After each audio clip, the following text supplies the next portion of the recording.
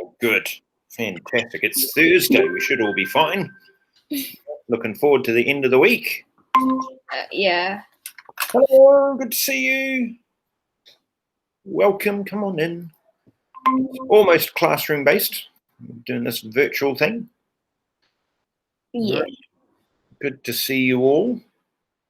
Hopefully all your lessons are going well and that you are enjoying being at home and having slightly more time perhaps in the morning, or, might be a bit difficult, I guess, with the family and you're having to negotiate around the computer and all of those sorts of things. But, that's where we're at, I think, at the moment. So I've spent 4.5 hours with my son doing his home learning. So, all's good. All's good. Now, I'm trusting you're all well and happy, because today we're going to continue on in our investigating of the market model. One of the things I posted was an asking if it was going to be possible for you, please, to have brought a pen and some paper. So hopefully you have. If you haven't brought a pen and paper, maybe you could, just quickly pop across and grab one. What I'm wanting to do is we're going to go to Nearpod. So what I will do is I'll very quickly just post the link to the Nearpod into the classroom, just so that you have that. And is that you guys? I think that's you guys. In fact, I won't, because I can't remember. So I won't. Instead, I will go here, present. Choose you and jump to Nearpod. All right. So there is your Nearpod, and so the code is MSW9V, MSW9V. So what I'll get you to do is to log in, join nearpod.com, and MSW9V is the lesson code. You can have a go at that and join us in there. That'd be fantastic. All right. The thing that I struggle a bit with when it asks me, because I can post it to the classroom, but it doesn't give me the full name, so I worry that I'm going to post it into the wrong classroom. It gives me an abbreviated name. The other thing I can do, I guess, is just copy the link and then put the link in. It's another option, I guess. All right, so as with Nearpodding, nobody's in yet. The code for Nearpod is up here in the top left-hand corner. All right, so if I pop that out again, find the link for it, and then I can just jump into the classroom and post it. Link to Nearpod. Apologies for the spelling.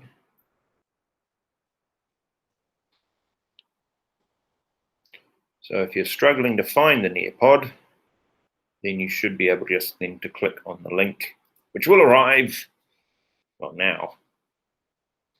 All right, so let's go back to Nearpod. All right, so we should be arriving into Nearpod. Here it is. We're going to move our way through. All right, and I will be stopping very soon, and there will be a question for you to answer. So we had equilibriums and closed exercises about an equilibrium. We discussed disequilibrium the other day.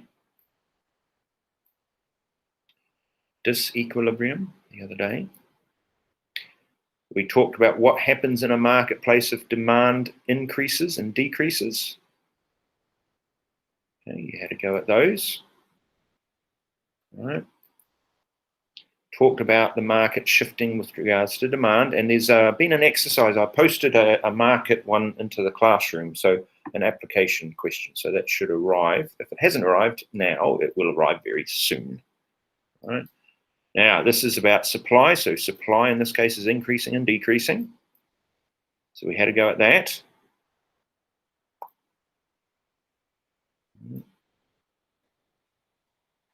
Now, here's the next one.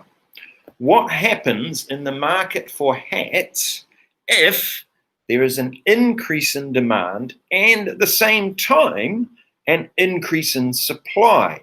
So the demand curve shifts to the right and the supply curve also shifts to the right. So have a go, draw it up, see what it looks like. Remember to highlight what's happening on the price axis and what's happening on the quantity axis. So what's happening to prices and what's happening to quantities. All right, have a go. Oh, look, getting going already. Fantastic.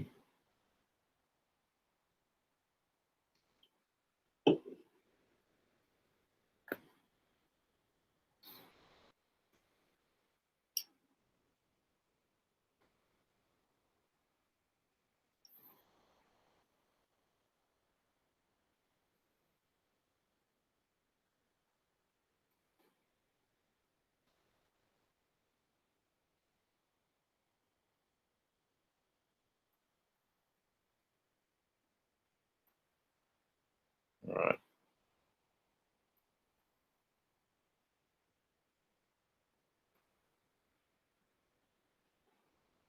Looking good. You're shifting the curves. Well done.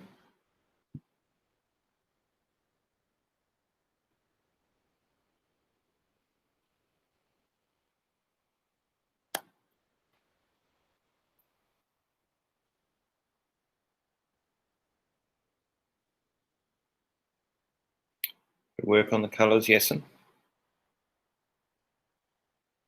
There. Oh, some good diagramming going on here.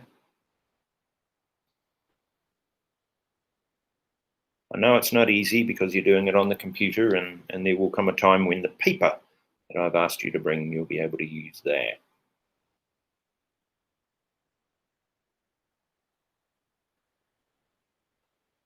This is the extra for experts bit, by the way. This is where you're using all of those, you're applying all of the skills that you've learnt with regards to this model, all at the same time.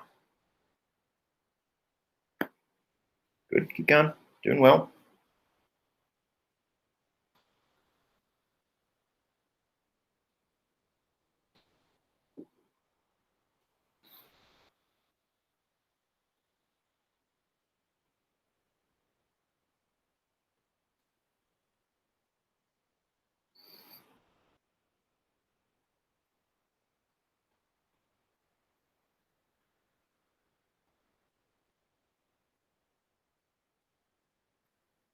I like what you're doing. Remember to try and show the impact on the axis itself, the actual price axis and the quantity axis. Like what you're doing, Evelyn.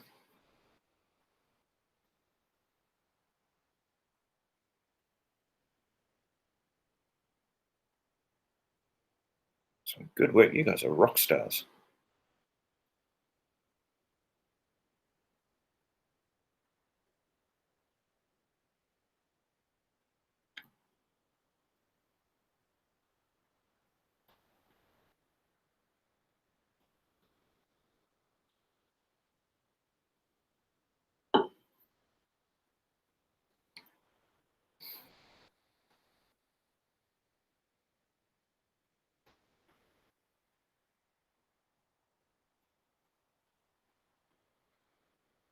It's good.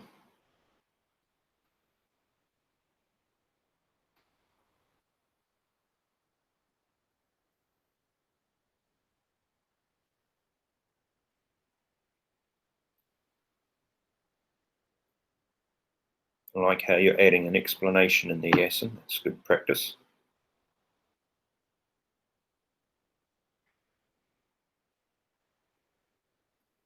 Good colour there.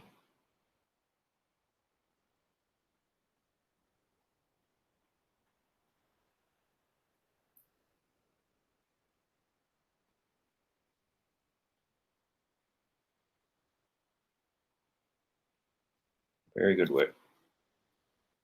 You about another minute? There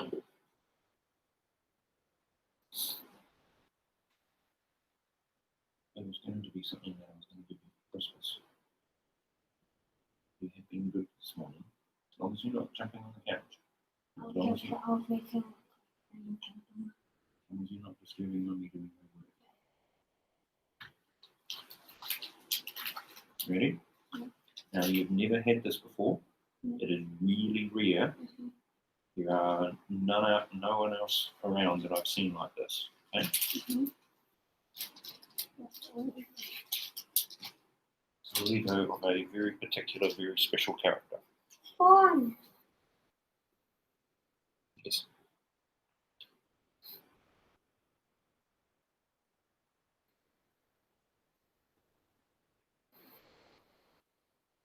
All right, doing well.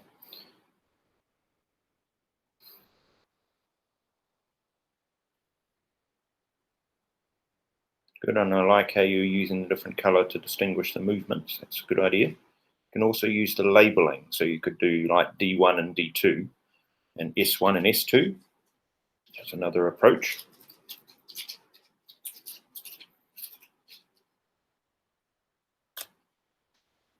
Okay, about 30 more seconds.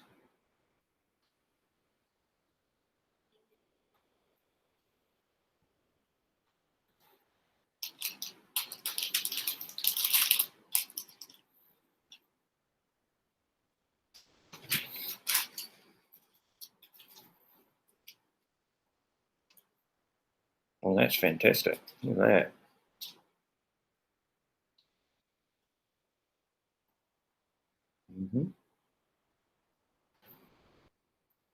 I'm going to ask you a question about what you have discovered in a couple of seconds.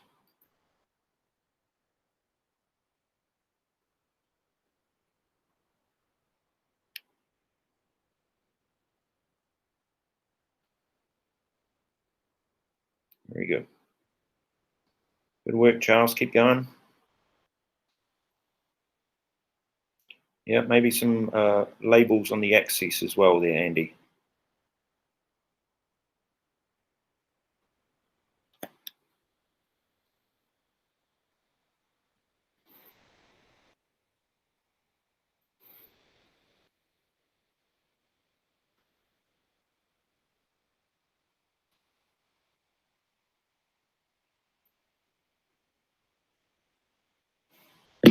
Good work, Darwish.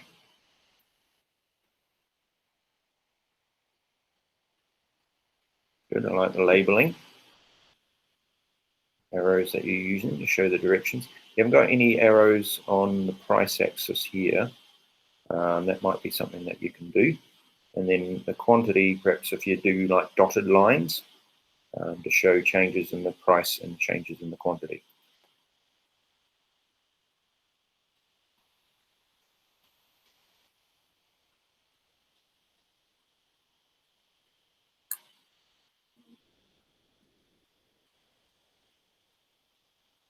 Doing well. Very long 30 seconds, I know, I apologise. I like to see you get them done well. Quite impressed. How are you doing?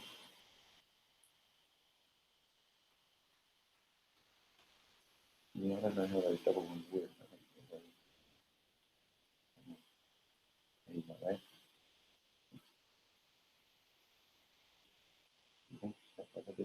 I don't know. You figure it out. Right. Okay, let's have a look. I want to look at one in particular. Let me see. I'm going to choose. I'll choose this one. Let's see. Oh, this is good. Yes, you've done well here. This one. No, you're still in progress. All right. Now, what I'm going to ask a particular question of you. So we've got two shifts happening. We've got an increase in demand. All right. So the demand curve shifting to the right. We've got an increase in supply. So the supply curve shifting to the right. So here's what I want to ask. What have you discovered has happened to the quantity and to the equilibrium quantity and to the equilibrium price? What did you discover happened? They both increase. Certainly appears that way for a lot of your diagrams. But if we look, say, let's have a look at Tracy's. What happened in yours, Tracy? I don't know. When I draw it and then I draw the line, the price doesn't go up, but the supply does. I mean, like the quantity supply. Well done. Why do you think the price hasn't changed? And I think it's because to not decrease the demand, maybe. So like Mhm. just because the demand has increased obviously, and then that's why the price won't go up Mhm. because the equilibrium is still there, and then only the supply needs to go up because obviously we need more supply in the market since the demand went up. All right, well done. I really like your diagram. You've got a good explanation there. All right, you've got some arrows, all right, showing the directions. It's all good. Now, so there's a word I would like to introduce you to, and Tracy's diagram, so I'm going to go back to Tracy's diagram. Tracy's diagram, oh, there it is, illustrates it very nicely. So I'm going to do this. This is going to share it with you all. Watch this. Ready? There it is. So now it should be appearing on your screen. Ooh, spooky. Right. Now, the word that I'm going to share with you is a word called indeterminate. Does anybody know what the word indeterminate means? Not determinate. Not determinate, yeah. So when we're looking at, say, Tracy's diagram, one thing we can tell for sure, something that happens definitely. What happens definitely, do you think? The supply goes up. The supply does go up, yeah. What else? Sorry? I did hear it. One thing that happens absolutely definitely in the diagram. It's just supply increases. The quantity increases. The quantity increases. Well done. Absolutely. Rock stars. Look at that. See the quantity increasing down here? But the thing that is, so that's going to happen. So when we've got a shift, so we've got the demand curve shifting to the right, and we've also got the supply curve shifting to the right. So when that happens, the one thing we know for sure, without a doubt, is that the quantity will increase. The equilibrium quantity will increase. We know that for sure. What we don't necessarily always know is what will happen to the price, because Tracy's price here has stayed exactly the same. But if we go to someone else's, let's have a look. Ang Yi, let's have a look at yours. Yeah. Your price has actually increased, it appears. Okay. So this is why we say, yeah, I'd have the direction arrow, I'd be going in one direction, right? You would be showing an increase. So the quantity would be going that way. So you'd have the directional arrow just pointing that way as opposed to pointing both ways, all right? So what we see here is that, Ang Yi, your price has actually risen, but your quantity has also increased. Your equilibrium quantity has increased. So what we say is that the effect on price is actually indeterminate, is that we can't really determine exactly what's going to happen to price until we actually build the model. So if we were to build Tracy's model, then the price would stay the same. And so we would know the price has stayed the same. But if we were to use Ang Yi's model, because Ang Yi has a different market, he's drawn the curve slightly differently, he's shifted the demand curve, and the supply curve, but he hasn't shifted the supply curve by the same exact proportion as the demand curve, which has meant that his price has actually gone up. So that's why we tend to economics to say when there are two shifts happening of the curves, so when the demand curve and the supply curve is shifting, what we tend to say is that we know what's going to happen to quantity. Quantity of equilibrium will increase. But what we don't necessarily know is what will happen to the price. That becomes a bit more indeterminate. So that's the extra for experts bit. If we look at yours here, okay, so we've got, yeah, so what you've done is you've drawn multiple equilibriums going around here, okay? And that's a good thing to do, because let's imagine you had a multiple choice question, and the multiple choice question had a demand curve shifting and a supply curve shifting. Then it had A, B, C, and D as the different possible equilibriums that it could be at. Now, it started at A, so you know A is not going to be the right answer, okay? So D shifts, so therefore it's going to be either this one or this one is the answer, as the new equilibrium, and then, of course, the supply curve shifts. So you should end up here. So it should be A, B, it should be C as the answer. So in a multiple choice question, you can get these multiple shifts. And as said, have like an A, B, C, D choice, and then you have to pick what the new equilibrium will be. And believe it or not, learners do actually find that quite difficult to do. So this skill that you have just learned, and you've done really well with it, is an extra for experts bit. And the more you're able to explain, right, what's happening, and using the terminology like indeterminate effect on prices, the better. All right, fantastic. Great job, team. Great job. All right, now, oh no, here we go. What does it all mean? Well, our market model, the thing that we have lovingly created, right, all the way back from Adam Smith and Alfred Marshall, its job, we've got to look at its job. And so when we're talking about things, jobs, we're going to use the word function. So we're going to say, what is the function of the market? And we're going to talk about two aspects of it, right? And the first one is that one of the jobs or functions of a market model is an idea of called rationing, okay? Now, it's not a word that you're probably using in an everyday sort of setting. So it is a bit, a bit of a terminology leap that you're going to have to make here. So the rationing function talks about what happens in a market if there's a disequilibrium. So if there's a shortage of a product, then the market will ration the shortage away. It will cause the price to rise, as we saw, right? That will cause quantity demanded to decrease, and therefore we are rationing away, right, that shortage. And the market does that all by itself without anybody telling it to. So we tend to say that it's like a traffic light. It goes bing, bing, bing, do this, do this, do this. But nobody is actually telling it to do that. So that's why Adam Smith, remember in 1776, he's writing about this, Shakespeare time, alas, poor Yorick, I knew him well, Horatio sort of stuff, yeah? Right? What light through yonder window breaks? All of that sort of language, that's when he's writing about this, okay? He's also writing at a time where everybody is very, how do I put this? Very religious-minded, okay? Probably much more than they are today, okay? Much more. So he talked in the book, his Wealth of Nations textbook, he talked about the market as being guided by an invisible hand. Ooh. All he's saying there is that there is no government, no person controlling it, saying this is what has to happen. Right? So the very first function or job of a market is to eliminate shortages or surpluses when they appear. So we've got discussions about auctions. You can talk about how there will be a shortage of a product and that will cause the price to rise.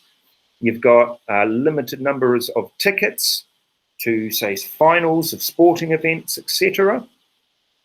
You've got rising costs of renting houses, right, because of shortages, therefore the rental costs rise. All of this idea enables the market to return to an equilibrium. And it does it, as said, all by itself. Oh, by the way, Tracy, well done. The Lakers, I think you predicted that absolutely bang on. So well done. All right. No, I predicted them in 4, but it's fine. They went on to 5. It's fine, but they still win. They did. And they won with at least one, if not more, ankle/knee injuries. So they did. LeBron FMVP. Let's go. All right. Now, here's where you get to review what we've just talked about. So what is the rationing effect? How would you explain it? You've got about 30 odd seconds starting now.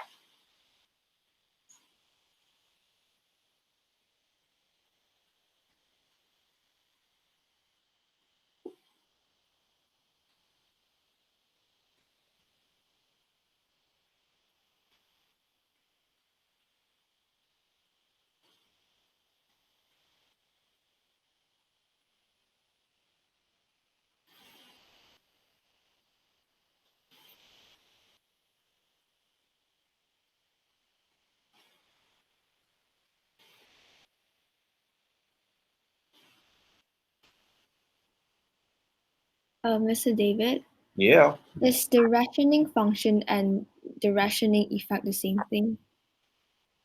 Yes. Okay. Sorry. Apologies. I should really have called that rationing function. That's what I was really wanting to intend. Really intending it to ask.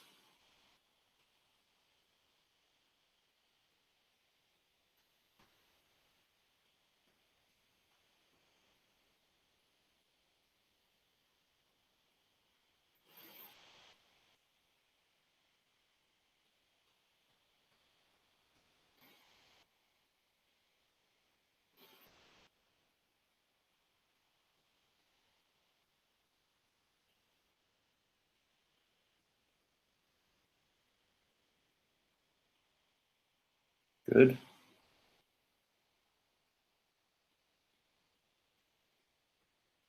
Oh, I like that, Yazin. Very good. That's a good way to explain it.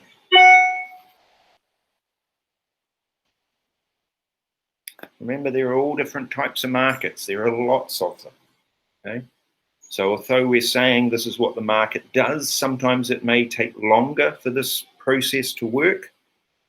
Sometimes there could be a lot of governments and various other people who try to prevent this from happening because they have their own particular agenda, right? And we're going to look at that. We're going to look at what happens when the government tries to interfere in a market and see what the market does to try and, I guess, fight back in a way.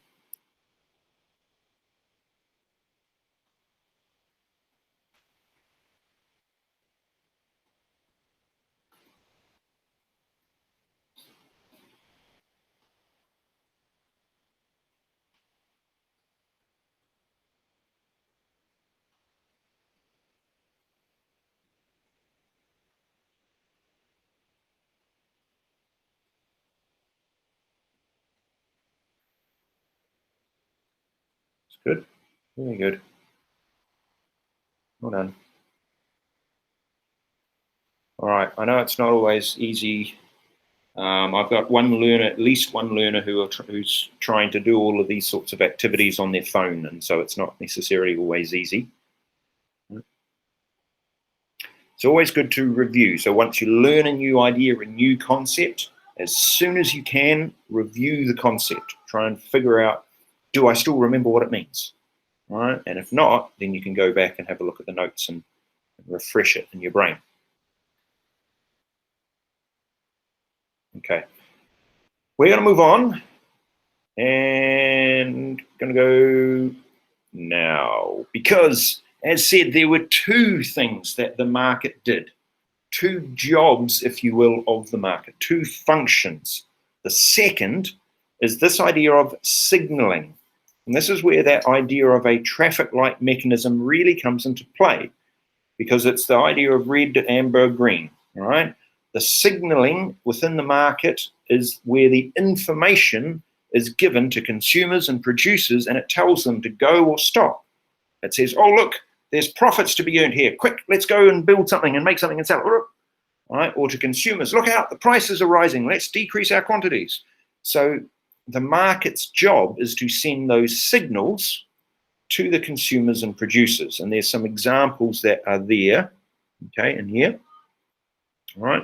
And we know what happens. We know that all of a sudden there will be an increase in demand for a certain product. The price will go up for it. And as a result, there'll be a whole lot of people who will all of a sudden rush to start producing it. I mean, you will remember this. You might, well, I say you will. I'm trusting you will. Do you remember fidget spinners? Yes. Yeah. Now, we were in... No mistake. Yeah. We were in Thailand when fidget spinners sort of started coming out. They may have been coming out before then. But in Thailand, as you can probably imagine, and it may have been the same here, I don't know, there were fidget spinners everywhere. Because as soon as there was a demand for the product, everybody thought, well, I need to make one, and I'm going to make one, and I'm going to make one. And everybody was making them. Right? There were schools that were using 3D printers to make like school branded fidget spinners. Yeah, it was to that level. It was quite incredible how many there were. You'd go into a marketplace, like say the Chinatown one here, and you'd walk down and you'd see all the different stalls, and every single stall, as well as all the other products perhaps that they were selling, they'd have a small section of different types of fidget spinners. It was crazy. Absolutely amazing, but also quite crazy, you'd expect, because the signalling told them that that's what you were to do. Obviously, the trend fell away, and now there really aren't that many out there. Mr. David, Yeah. then what's the difference between rationing function and signaling function? Because both of the price go up. Then what's the difference? Yes, they are. So the difference is about the clearing. So if we go back, no, we won't necessarily need to go back. The rationing function is about getting rid of surpluses and shortages, that the market will arrange itself so that those shortages and surpluses disappear, whereas the signaling function is just about the information that gets sent, like a traffic light, to producers and consumers. Oh, okay.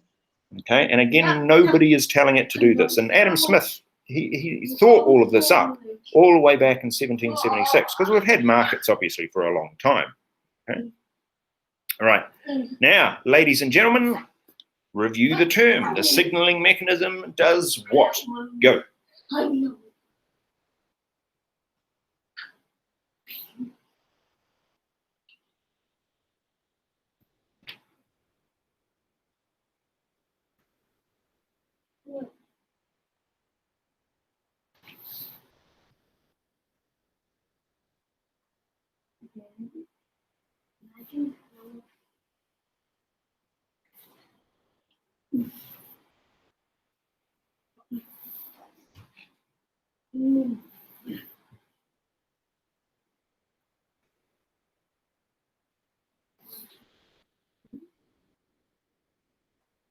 we go.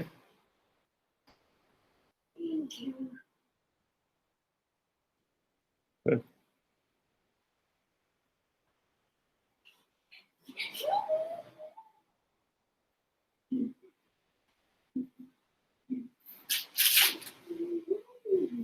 Hold on, have a go.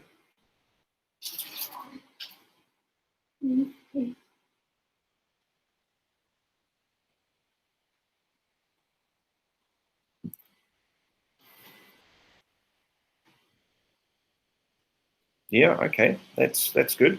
You're probably thinking the consumers and producers are the parties involved with that one, but yes, you're right.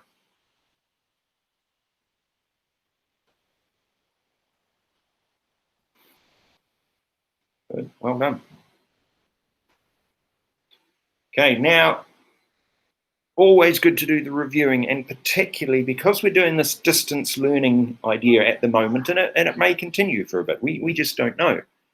So doing these sorts of regular reviews is really important, particularly in a course like ours, which has, as we've talked about before, a lot of language and terms and models and applications that need to be figured out. All right, so doing that. Now, the next little bit here, no, I'm going to do that, and I'm going to skip that. All right. In the slides, which you have access to, it's on the site. If you can't find it, let me know. I can solve that for you. So there are a number of review videos, and these are a couple. So this one's from the Marginal Revolution University. Right. It is the actual Marginal Revolution University. A lot of their content is pitched above where you need to be, but they do have some videos that are sort of IGCSE level. So you have to be a little bit careful finding the right content, but they do have some very good animated and discussed videos explaining topics. Over here is our friend Econ Plus Dahl, right? That's his name, or it's his internet handle, okay? He's also got an Instagram feed and a Twitter feed and a Facebook page and all sorts of other things, as well as obviously his YouTube channel. He deals with IB and A-level and IGCSE in a way as well. So he's able to explain, in this case, the price mechanism and how it actually all works. So if you're wanting to review the content, some of those videos, particularly again, because we're doing the distance learning, you're getting short, compacted lessons more than the full drawn-out ones. Having little review sessions like these, which are you can just sit there with it on your phone, all right, are always useful. Okay, now, moving on. You might have noticed that I have posted into the classroom some practice, a practice question, right? And it's going to look a little scarily like potentially this one, I don't know if it is this one or not. Yes, I think it is. Appropriate demand and supply model, right? Explain the impact on the market price and quantity if these situations occurs. So in your exam, what's going to happen is that the examiner will give you a small case study and then ask you exactly this sort of phrase, using the demand and supply model, explain. So these could be anything up to 4 or even 6 marks in your exam. And what they're wanting you to do is to draw the market model, show the effects of the market model, and then explain, like you were doing, what is actually happening. Okay? All right. Now, so that's there. If you have any questions about that as you do it, please email me. Happy to help. All right. But Hey, Mr. David. yeah.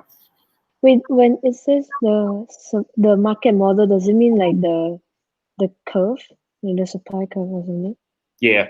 The supply and demand. Right. So you've got Okay, the okay. supply and demand curve. Yeah, we call that the market. Also, is it the equilibrium thingy? Yes, that's it. Oh, okay, okay, okay. Now I want to show you this. See this one here. This one says, answer the following question. Using a demand and supply model, right? Okay. Analyze how an increase in the cost of producing smartphones will affect the market for smartphones. See, 6 marks, all right? Now, the idea is that you'd put some analysis in there as well, but I'm also very keen to see the application. So here's what this is, right? Because it's worth 6 marks, what we tend to do is we tend to say, okay, 6 marks in an exam, if you have a 6-mark question, we tend to work on the basis of 1.5 minutes per mark. So if you've got a 6-mark question, then therefore you should spend a maximum of 9 minutes answering that question. So what I'm going to do, you've got a pen and paper, hopefully, right, with you. I'm going to give you 9 minutes, and then I would like you, during the course of this 9 minutes, to actually have a go at answering it, right? So under exam-like conditions. So how an increase in the cost of producing smartphones will affect the market for smartphones. Using the pen and paper that you have, are you ready? Set, go. 9 minutes from now.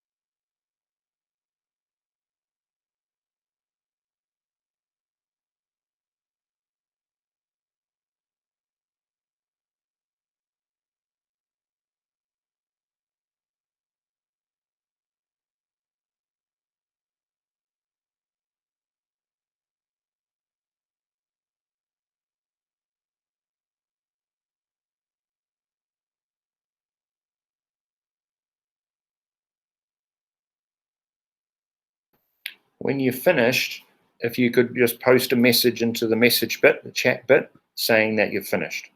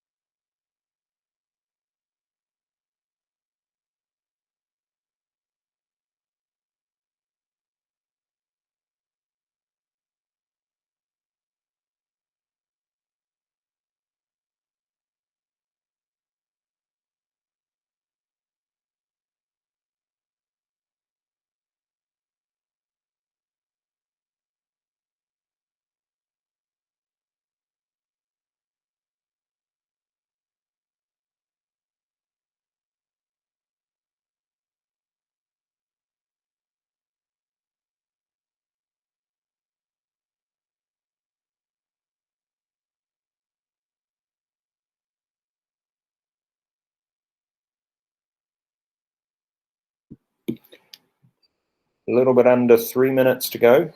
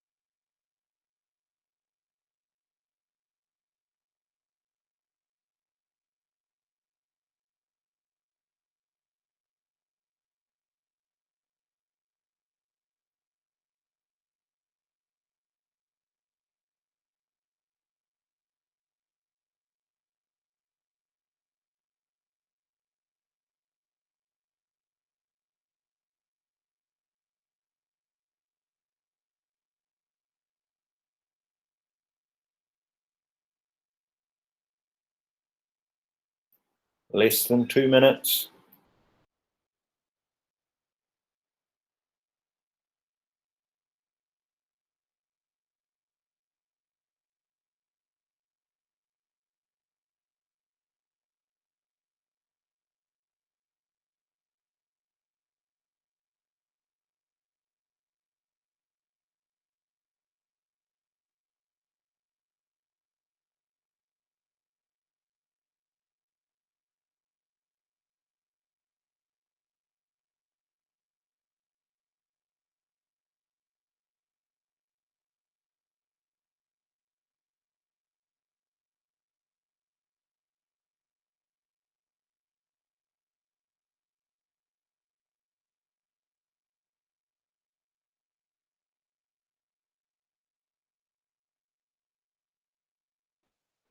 Less than a minute.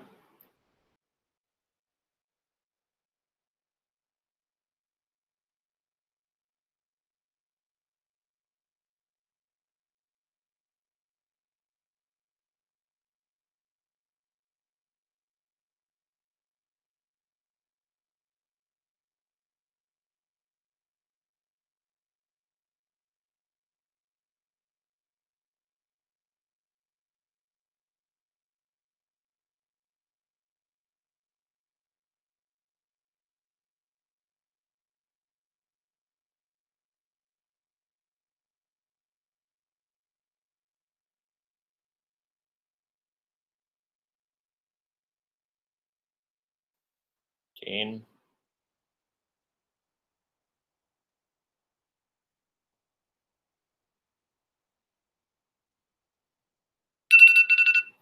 All right, team, stop where you are. Stop. Stop where you are. Now, remember exam technique? I was talking there about you having a 6-mark question and in the exam trying to aim for around 9 minutes maximum answering the question. Good idea, and we're going to look at that exam technique again in the future. So what I was wanting also for you to see is that it's possible to actually answer the questions under the time, in less time. So for me, if I was answering the 6-mark question and knew I had 9 minutes, I'd probably want to finish that question in at most 6 minutes. Okay, that would then leave me 3 minutes that I could then save into like a little bank, and then in the course of the exam go back through answers, check them, check any calculations, check the diagrams, make sure they're all right, add a sentence or two if I thought they were needed to the different questions, and that would give me that bit of an extra buffer, if you will, to help with regards to the questions. Now, the challenging part now, and I know, and I apologize in advance, but what I would like is for you to take a photo of the work that you did, click it into an email, attach it to an email, and send it to me as an email. I know I could have done it through a Google Doc and had you type answers and all of those sorts of things, but I thought doing a physical handwriting is a really good exercise at this particular point. So have a go at that. If you wouldn't mind taking the photo, uploading it into your email, emailing it to me so that I can see how you're getting on. All right. Now, the tasks that I'm setting for you, obviously I've set you, it's come into the classroom, a practice application question. So that's what I'd like you to do. Have a review of some of the key terms and ideas. Make sure you got them in your glossaries. And email me if you have any questions, any worries, any concerns. Okay. Other than that, we will see you next week. So you can have a brain break between now and your next class. And as we'd say in the land of my birth, hei kōnera, which means goodbye for now. All right, thank you for the lesson. Thank you. Okay, thank you. Bye-bye. Mr. David, Thank you. Mr. David, See you. Mr. Thank you. David. Yeah. So we're just supposed to do the work on classroom, the question. Yes. Yeah. Okay. Okay. All right. Thank you. Bye. Thank you, Mr. David. Thank you. See you. Mr. David. Yeah. So there is actually a document on the classroom, so we just finish it and also post the photos to you. Yes, that would be great. Okay. Thank Thank you. Bye. Bye.